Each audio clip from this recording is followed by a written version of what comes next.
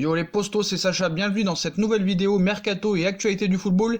Et on commence avec l'UEFA. L'UEFA brandit la menace d'une exclusion des prochaines compétitions aux ligues européennes.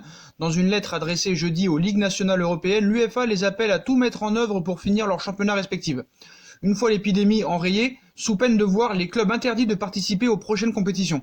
Un nouveau stade semble avoir été franchi jeudi dans la réflexion menée par les instances, fédérations, ligues et clubs autour de la reprise des compétitions après l'interruption causée par cette épidémie. Selon l'agence Associated Press, qui s'est procuré le document, l'UEFA a envoyé une lettre aux ligues nationales européennes pour les exhorter à terminer coûte que coûte leurs championnats respectifs, y compris s'il faut attendre jusqu'au mois de juillet ou août, ce qui semble de plus en plus probable. La missive, envoyée juste après l'annonce de la Ligue belge d'entériner la fin du championnat en l'état, au 15 avril, est signée du président de la Confédération européenne Alexander Seferin, du patron de l'Association européenne des clubs AEC, Andrea Agnelli, ainsi que de celui de Ligue européenne. Lars-Rik Olsson, son objectif, mettre la pression sur les dirigeants nationaux pour qu'ils trouvent une solution et boucler les saisons en cours. Toute décision d'abandonner les compétitions nationales est à ce stade prématurée et non justifiée. Nous sommes convaincus que le football pourra redémarrer dans les mois à venir, en respectant des conditions qui seront dictées par les autorités publiques, et pensons que toute décision d'abandonner les compétitions nationales est, à ce stade, prématurée et non justifiée, a affirmé Seferin dans le courrier. Une gestion conjointe des calendriers est strictement nécessaire car la conclusion de la saison en cours doit être coordonnée avec le début de la nouvelle, qui pourrait être en partie affecté en raison de la surcharge de matchs. Il est primordial que même un événement perturbateur comme cette épidémie n'empêche pas que nos compétitions se déroulent sur le terrain conformément à leurs règles et que tous les titres sportifs soient attribués sur la base des résultats, est-il ajouté dans la lettre, avant une conclusion lapidaire en guise de menace de sanctions si un championnat n'arrivait pas à son terme. L'UEFA se réserve le droit de ne pas admettre des clubs à participer aux compétitions européenne de l'UEFA 2020-2021, conformément aux règlements applicables. Nous savons à quel point vous partagez avec nous les valeurs fondamentales de notre sport et nous sentons votre soutien dans notre mission de protéger l'intégrité de ces compétitions. Même le président de la Fédération espagnole dévoile une petite bombe. Luis Rubiales, président de la Fédération espagnole de football, a expliqué qu'un format inédit était à l'étude pour la fin des Ligues des Champions. Donc cette épidémie a paralysé le monde du football, mais les dirigeants des différentes institutions, poussés par les présidents des clubs conscients des enjeux financiers, commencent déjà à travailler sur un retour à la compétition. En Ligue 1, on souhaite trouver au plus vite une date de fin de saison et une date pour le début de l'exercice 2020-2021. Ailleurs, d'autres solutions sont envisagées avec la possibilité de terminer la saison pendant l'été à huis clos notamment, ce qui risque aussi d'être le cas en France. Mais pour l'instant, on n'en sait pas vraiment plus pour la suite des compétitions européennes, à savoir la Ligue des Champions et l'Europa League. Alors qu'une partie des matchs retour des huitièmes de finale doivent encore être joués, l'UEFA n'a que très peu communiqué à ce sujet. Pour l'instant, on sait juste que l'institution qui régit le football européen se montrera plus clémente concernant le fair play financier et qu'elle pousse pour que les championnats soient joués jusqu'au bout. Et Luis Rubiales, le président de la Fédération espagnole de football, a fait des révélations qui commencent à faire parler sur l'édition mexicaine du média Fox Sports, où il cite « Nous n'écartons aucune option, que ce soit à huis clos ou avec du public. On doit trouver une solution raisonnable. Toutes les parties sont intéressées pour qu'on puisse terminer la compétition, mais toujours en étant certain d'être protégé. À 100%, a-t-il d'abord lancé avant de continuer. Organiser une finale à 4 équipes, un Final Four, est une option parce qu'il y a de moins en moins de places disponibles dans le calendrier. Et il faut avoir de l'imagination. On n'a pas pensé à une annulation pour le moment, a ainsi lancé le patron du football espagnol. L'UEFA étudierait donc l'option d'avancer directement vers les demi-finales et organiser ainsi un mini-tournoi, comme l'a fait l'Espagne avec sa Supercoupe en Arabie Saoudite, ou comme ça se fait en Euroleague au basket. Reste tout de même à savoir comment seraient choisies ces équipes, où se déroulerait cette compétition, et quelles en seraient les retombées financières. Une piste qui serait donc plutôt arrangeante au niveau du calendrier, qui attirerait sans doute les fans de football, mais qui risque aussi de faire polémique. Sponsor maillot principal du Paris Saint-Germain, le groupe Accor a annoncé vendredi qu'il ne compte pas verser la seconde moitié de sa traite au cas où la Ligue 1 ne reprend pas. Quelles conséquences pour le club de la capitale? Les mauvaises nouvelles s'enchaînent pour le Paris Saint-Germain en ce moment, déjà privé de 17 millions d'euros de droits TV en raison du refus de Canal+ et beIN Sport d'honorer leur traite du 5 avril. Le club de la capitale est maintenant confronté aux hésitations de son sponsor principal Accor. Alors qu'il verse entre 50 et 80 millions d'euros par saison selon les sources pour apparaître sur le maillot du Paris Saint-Germain, le groupe hôtelier a en effet annoncé vendredi qu'il ne compte pas honorer sa traite du 1er juillet au cas où la Ligue 1 ne reprend pas d'ici là. Bazin prévient son ancien club, nos versements sont réalisés en 2 fois. Donc autant vous dire que le 1er janvier ça a été payé et le 1er juillet il faut une reprise du championnat, autrement il ne sera probablement pas versé. Les sponsors ne peuvent pas donner d'argent s'il n'y a pas de visibilité, a prévenu le PDG de la société Accor Sébastien Bazin au micro de BFM TV pour justifier sa position. Celui qui fut président du Paris Saint-Germain en 2009 a notamment mis en avant les difficultés de son secteur d'activité avec une hôtellerie à l'arrêt actuellement, puisque le groupe a été contraint de fermer temporairement 2/3 de ses établissements à travers le monde. Entre 25 et 40 millions d'euros seront en suspens. Concrètement, selon les estimations, c'est donc entre 25 et 40 millions d'euros qui ne vont pas certains qui ne sont pas certains de parvenir dans les caisses du Paris Saint-Germain. Il s'agit d'une somme évidemment conséquente, mais pas forcément décisive, alors que le double champion de France en titre affichait par exemple des revenus d'exploitation supérieurs à 658 millions d'euros pour la saison 2018-2019. D'après RMC, il existe de toute façon un immense flou contractuel à ce sujet, et Accor ne pourra pas décider d'un non-versement de manière unilatérale sans passer par des négociations avec le Paris Saint-Germain.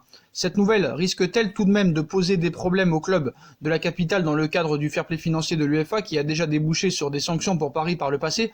À ce sujet, il n'y a pas trop de crainte à avoir pour l'instant. Compréhensif de la situation financière très précaire qui frappe les clubs suite à l'arrêt des compétitions, l'instance européenne a déjà annoncé qu'elle va suspendre le fair-play financier pour la saison prochaine. La crise frappe aussi les clubs et plus rien ne sera comme avant après cette année terrible, admettait ainsi le président de l'UEFA Alexander Ceferin la semaine dernière, une des rares bonnes nouvelles pour le Paris Saint-Germain par les temps qui courent. Pour rappel, l'équipe estime que la crise liée à cette épidémie pourrait engendrer jusqu'à 215 millions de manques à gagner chez le leader du championnat de Ligue 1. Eden Hazard très remonté contre Thomas Meunier, victime d'une intervention non maîtrisée de Thomas Meunier en septembre dernier lors du match de Ligue des Champions perdu face au Paris Saint-Germain 3-0.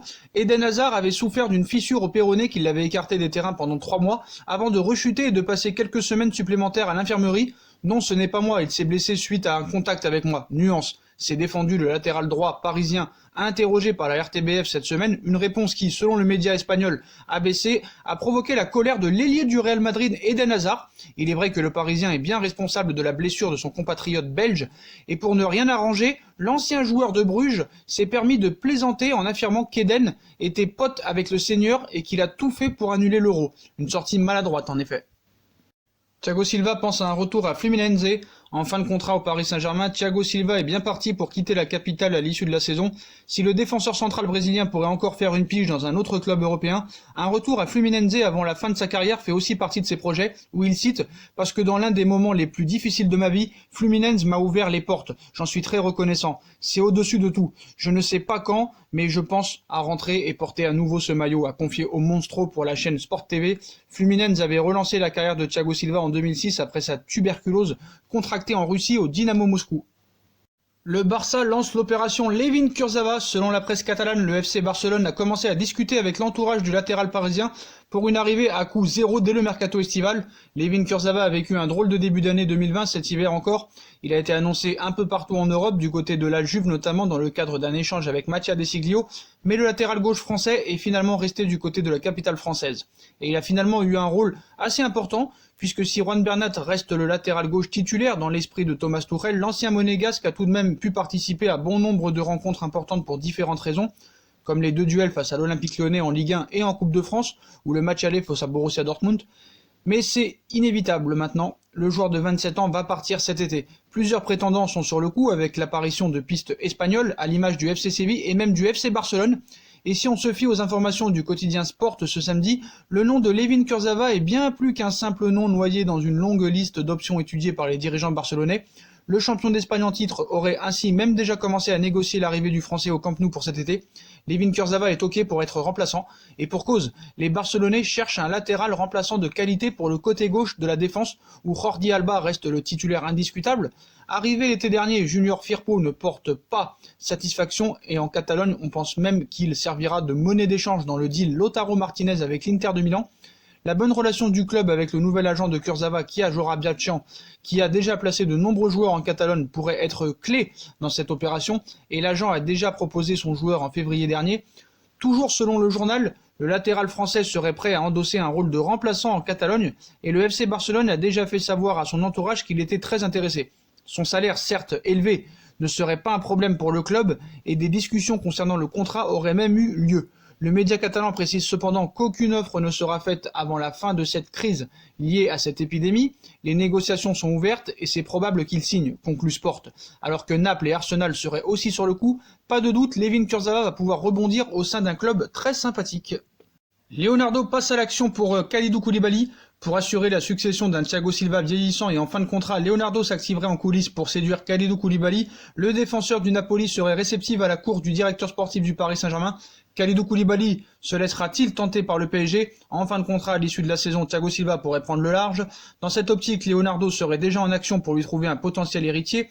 Pour prendre la succession de son capitaine, le directeur sportif du PSG aurait l'intention de miser sur Kalidou Koulibaly. Et pour parvenir à ses fins, Leonardo s'activerait déjà en coulisses. Koulibaly est prêt à répondre à l'appel de Leonardo. Selon les informations de Calcio Mercato, Leonardo et le PSG seraient en contact constant avec Kalidou Koulibaly et son entourage. Et à en croire le média transalpin, le défenseur sénégalais du Napoli apprécierait la cour du club parisien. Reste à savoir si ces discussions entre le Paris Saint-Germain et le clan Koulibaly et les dirigeants du Napoli aboutiront à un accord. La presse catalane n'abandonne pas et en rajoute une couche ce samedi, dévoilant la promesse qui aurait été faite par la direction barcelonaise à la star brésilienne. Tous les jours, la presse catalane y va de son nouveau détail croustillant sur le feuilleton Neymar, qui va encore occuper bien des unes et des colonnes dans les médias d'ici cet été. En Espagne, on a peu de doutes concernant les intentions du FC Barcelone et du Brésilien pour le prochain mercato, et les deux parties vont encore tout faire pour que le numéro 10 parisien puisse retrouver la Catalogne. Et le quotidien catalan Mundo Deportivo dévoile ce samedi de nouvelles informations sur ce qui s'est passé lors du dernier mercato estival en 2019 et qui auront clairement une incidence pour le prochain marché des transferts. Le média explique ainsi que le Real Madrid a tenté de recruter la star brésilienne, même si ce dernier avait fait d'un retour à Barcelone sa priorité. Il a tout de même hésité face à la proposition madrilène, et le Barça, limité financièrement, a donc dû sortir le grand jeu. Soit on te recrute cette année, soit l'année prochaine, c'est certain. Pour éviter qu'il file chez l'ennemi madrilène, la direction catalane a donc dû faire une promesse à Neymar. Soit on te recrute cette année, soit l'année prochaine, c'est certain. Telle est la phrase qui aurait été formulée par la direction barcelonaise pour convaincre le joueur de ne pas filer à Madrid. Le joueur aurait donc été réceptif, mais attend maintenant un geste de son ancien club pour enfin pouvoir quitter la capitale française. Le journal en rajoute effectivement une couche sur la situation de Neymar à Paris, expliquant que l'ancien numéro 11 du FC Barcelone en a le ras-le-bol du PSG, de la Ligue 1 et de sa vie à Paris. Il était même prêt à faire d'énormes sacrifices pour revenir l'été dernier, sur le plan financier notamment, mais Nasser Al-Khelaifi s'est montré tranchant. C'est désormais à Josep Maria Bartomeu et à ses équipes de jouer. Voilà, beaucoup d'imagination et de mensonges de la part de Mundo Deportivo et de la presse catalane. Voilà, tout ça est faux, complètement faux. De là à ajouter des choses comme ça, qu'on dise soit on te recrute cette année, soit l'année prochaine, c'est certain. Je pense qu'ils devraient plus se mettre au niveau scénario cinématographique plutôt que des médias sportifs. Franchement, c'est pas leur niveau. Et enfin, l'information principale du jour, Leonardo préparait un contrat légendaire à Kylian Mbappé. Alors que le Real Madrid resterait en embuscade pour Kylian Mbappé, le Paris Saint-Germain envisagerait de prolonger le contrat du champion du monde tricolore en lui offrant une proposition qu'il pourrait ne pas pouvoir refuser. Et si le départ de Neymar profitait à Kylian Mbappé, quoi qu'il en soit, Neymar restera au Paris Saint-Germain comme je vous l'ai expliqué. Touchant actuellement un salaire annuel gravitant autour des 20 millions d'euros, la pépite du PSG serait susceptible de voir ses revenus considérablement augmenter si le Brésilien, par exemple, quittait le Paris Saint-Germain à l'intersaison, ou s'il y aurait 5 départs d'un seul coup, c'est-à-dire Layvin Kurzawa, Edinson Cavani, Thomas Meunier, Choupo-Moting, Thiago Silva.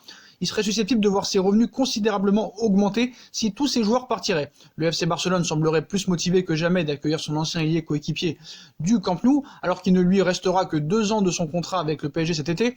En cas de départ de tous ces joueurs, Leonardo préparait une offensive colossale auprès du clan Mbappé. Leonardo voudrait faire de Kylian Mbappé le joueur le mieux payé du monde. C'est du moins ce que Sport assure, encore nos amis espagnols. D'après le média ibérique, Leonardo aurait pour objectif de blinder Kylian Mbappé en lui faisant signer un contrat de plusieurs années, histoire de contrecarrer les plans du Real Madrid et des autres prétendants du champion du monde tricolore. Et pour parvenir à ces fins, le directeur sportif du Paris Saint-Germain pourrait proposer un salaire légendaire à Kylian Mbappé, percevant des revenus annuels de 36 millions d'euros. Neymar pourrait libérer une grosse partie de la masse salariale, d'après Sport, mais le Paris Saint-Germain n'a pas besoin du départ de Neymar pour proposer un contrat légendaire à Kylian Mbappé. Ce qu'il faut savoir, c'est que 5 joueurs vont partir cet été et qui sont en fin de contrat, c'est-à-dire Choupo-Moting, Edinson Cavani, Layvin Kurzawa, Thomas Meunier et Thiago Silva. Donc pas besoin de faire partir Neymar pour proposer un salaire gigantesque à Kylian Mbappé. Donc ces économies devraient financer la prolongation de contrat de Mbappé. L'objectif du Paris Saint-Germain serait de faire du Français le joueur le mieux payé du monde et du club, bien sûr. On parle d'un salaire exorbitant, plus que Neymar, avoisinant les 36 millions d'euros. Voilà les postos, voilà pour toutes les infos mercato et actualités du football du jour. Comme d'habitude, dites-moi en commentaire ce que vous en pensez. Je compte sur vous pour bombarder la barre de like, on partage, on commente, on s'abonne, on active la petite cloche pour être tenu au courant des vidéos qui vont sortir. On nous rejoint sur nos différents réseaux sociaux, Instagram, Facebook, Snapchat, Twitter, ainsi que sur Utip. Si vous voulez aider à faire évoluer la chaîne en regardant les pubs gratuitement ou en faisant un petit don, je compte sur vous aussi pour vous abonner à ma deuxième chaîne YouTube, No Feeling, qui sera en bas de la page en lien en description. Et comme d'habitude, les postos, moins 10% avec le code promo Sacha Benita 10 sur toutes les coques de téléphone Naokes, si vous voulez customiser ou personnaliser votre coque de téléphone avec le nom de votre joueur préféré, le nom du maillot, votre prénom, le club que vous voulez. Voilà, vous choisissez la coque de téléphone que vous voulez, vous avez tous les clubs, tous les noms des joueurs, le numéro que vous voulez, vous pouvez mettre aussi votre prénom à vous. Voilà les postos, moins 10% avec le code promo Sacha Benita 10. Voilà, profitez-en, tous les liens seront mis en bas de la page en description. Voilà les postos, je vous souhaite à tous une bonne continuation, une bonne journée, prenez soin de vous et à plus tard dans une nouvelle vidéo les postos. Tchuss.